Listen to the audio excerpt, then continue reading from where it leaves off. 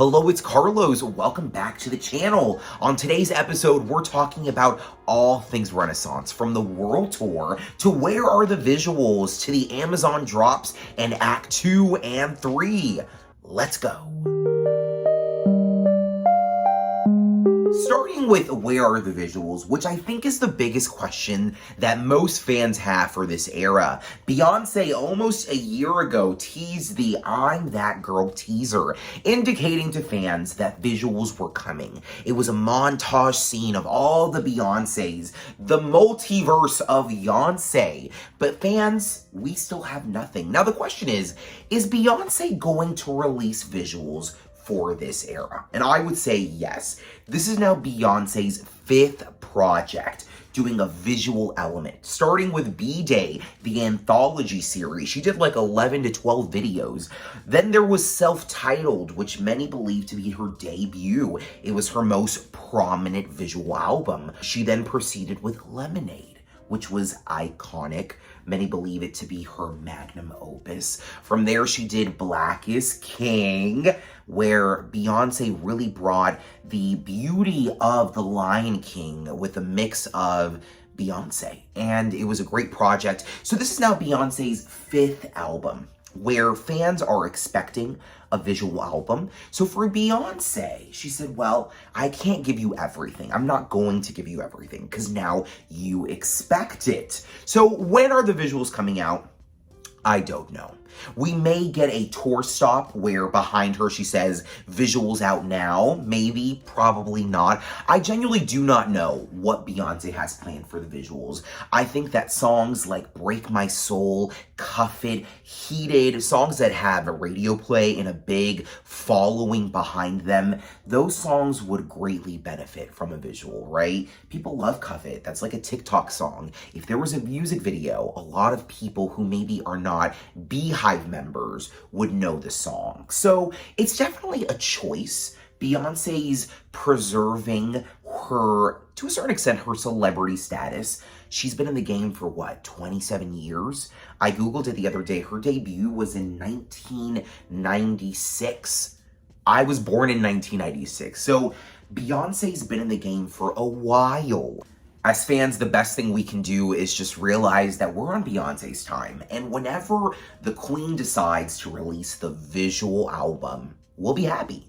And I bet it'll be amazing. Now, the success of this tour is pretty out there. She's done 56 dates ranging from Europe all the way to the United States. And it's reported that she'll finish making $500 million. The tour will have grossed that amount, which is a huge number. Beyonce making up to $10 million a night, if not more. So Beyonce is racking in the money. I think that the tour visually looks very stimulating. I'm going to day 2 of the Houston show. So if you're going to the Houston show and you see me, say hi, because I'll be there in the nosebleeds. And that is what it is, because these tickets are expensive. Tickets ranging from what I've spent about $200 to be like in the 600s, which is a lot of money for a bad seat. But fans, I know people who paid $800 to be in the 100 section, paying $1,000 plus to be on the floor. So this is a tour that is pricey, but I think this is a bigger conversation for what tours look like in today's day. Experience-based spending is at an all-time high. People are spending to go to concerts, they're spending to go on vacations, and for people who are putting on these shows, things just cost more and they're charging more. I think from a business perspective, Beyonce is definitely profiting off of this tour, no question. And I really think the biggest highlight for me off of this tour has been the soft launch of Blue Ivy. Blue Ivy is what, 12? Maybe 13 at the most. She is now coming into her young teenage years. She's about to be a teenager very soon, especially when she hits high school. And I think when your parents are Beyonce and Jay-Z, where do you go from there? When your aunt is Solange, what do you do with that? And Beyonce and Jay-Z, I think, are very intentional with how they want to expose Blue Ivy to the masses. Because the reality is, people want a piece of that. We want to consume content of Blue Ivy. We want to consume the idea of like a pop star being born from another pop star. It's giving very Judy Garland and Liza Minnelli. We live for these moments. Culturally, we love to see the crown being moved from one person to another. It's the continuation of a legacy. So there's no question that we want Blue Ivy to be the next Beyonce. But I think Blue Ivy is going to be Blue Ivy. And this tour has really highlighted, first of all, the talent. Blue Ivy is a showstopper. She is a great dancer. She has great stage presence. And it doesn't hurt when your mom is on a huge stadium tour and she is preparing you for the next step, right? She's not singing yet, right? She's not like with the microphone, but what she is doing is she's preparing her for being in front of audiences, for being in the limelight. And that can be scary, to be in an audience of 50, 60, 70,000 people and to stand there, right, with a lot of courage and to be your best. And I think Blue Ivy's doing that, right? I think she's doing a great job. So the real success of this tour is the Blue Ivy and the outfits, because people have been coming with the looks. The costumes are there, and it just speaks to the etiquette and the experience of going to concerts. People want to be a part of the era. From Harry Styles fans wearing the Styles outfits from the Eras tour with Taylor Swift, people dressing as a different era, to now Beyonce, people dressing in their best Renaissance outfits. This is really one of the best parts of the tour, bringing the listener into the experience. And when you're spending so much money, you maybe want to wear a cute outfit, right? So you can get your pictures and you can post them, and it almost feels like a full circle moment. Like you bought the tickets, you spent the money, you went to the show, you posted your images, and that was the experience. And I've really enjoyed watching all the abundance of YouTube videos, from performances to montages. I've seen the whole tour like 10 times in different cities on YouTube and Instagram. So that has been a pleasant experience. Of course, a visual album would have been nicer, but to get concert videos and Beyonce performing is not bad. Now, this era, Beyonce has really capitalized on the monetization of her brand. I think she's really reevaluated what she is doing to bring in income when it comes to products, right? So Ivy Park, she's had for many years, from her old brand with Topshop going into the rebrand with Adidas. She's seen many versions of the Beyonce brand. And I think that knowing now that Beyonce's Ivy Park has been closed, basically, the last era and collection is coming out very soon, Beyonce is deciding what is she going to do next. And I think that her doing the Amazon drops, which is now 3 different drops, from t-shirts to bags to caps, you name it, stickers, Beyonce selling it. These are small ways that Beyonce is testing the waters, right? She's testing the waters with Beyonce.com when she did the official drops for Beyonce merchandise when the album came out. From blankets to fans to t-shirts, Beyonce was selling these products. But everything, what I like this system that she's using, it's limited purchase. It's a limited time only. She's using the drop format. So this drop is available for right now. So as a consumer, if you want to be a part of this Beyonce experience, the Beyonce brand, well, you gotta buy it now.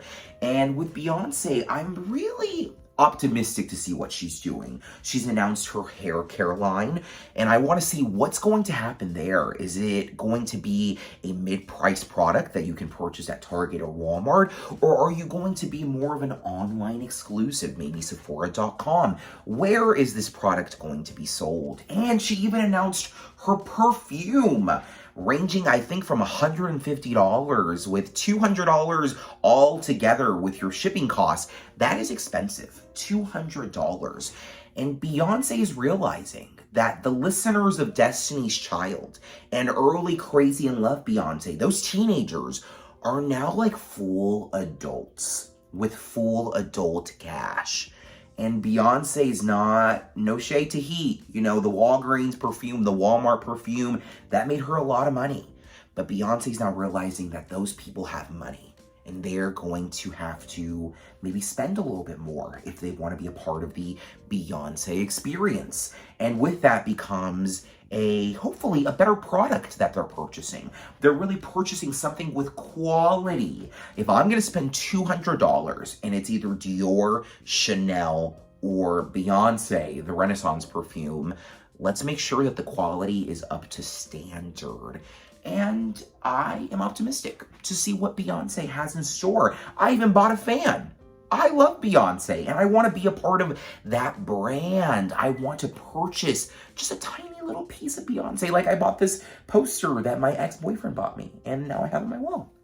Now, if you made it to this part of the video, let me know in the comments, what product do you think Beyonce should sell next? Let me know. Now, what is the future for Beyonce? We've had Act 2 that's been kind of in limbo for a while. As fans, when the album was announced, it was paired with Act 1.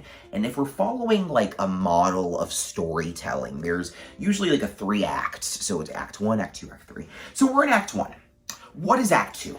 Is Act 2 the visuals? Is Act 2 a new album? Maybe country or a ballad? What is Act 2? And my next question would be, is Act 3 her retirement? I think that Beyonce wants to end up on top. And I think that Beyonce realizes that you can retire and then like get out of retirement. Retirement is just a word. It's just like almost when you're going on a vacation and you put your Gmail on like vacation mode, do not disturb. That's kind of like what retirement is. Like you could easily just unretire yourself. For Beyonce to create real conversation and build up for a new project and for the future of her career, she may announce at the end of these 3 acts that she is retiring. Possibly. We may get an Act 2, which is a new album, and then Act 3, a year later, maybe another new album, and then we get the music videos and the visual album. I could also see where Act 1, Act 2, and 3 are each an album. Beyonce, by the 3rd act, retires, and then she releases the visual album called, I don't know. Probably Renaissance, and I think Renaissance may like umbrella all the other albums. Because really, the definition of Renaissance is like, it's the highlight of your life. It is the best that you can offer of your career, of your moment, of what you deliver in this world, right? So for Beyonce, that thing that she does is being a musician and being an artist. So her Renaissance being the highlight of her career, this may be what she thinks is her best and may end on that for a while. I don't know. Beyonce may retire and then Blue Ivy may pick up the stick and make it happen. And we may see Beyonce take a secondary role for a while. I don't think Beyonce is going to retire and never make music again. Beyonce loves being Beyonce. And I think that for her, she has a 10-year plan. She has a 15-year plan and she gets it. So I think if anyone is going to do it correctly, I think it's Beyonce. Now, do I think this album is her sloppiest era? Not exactly. I think as a fan, though, I do feel a little bit hungry.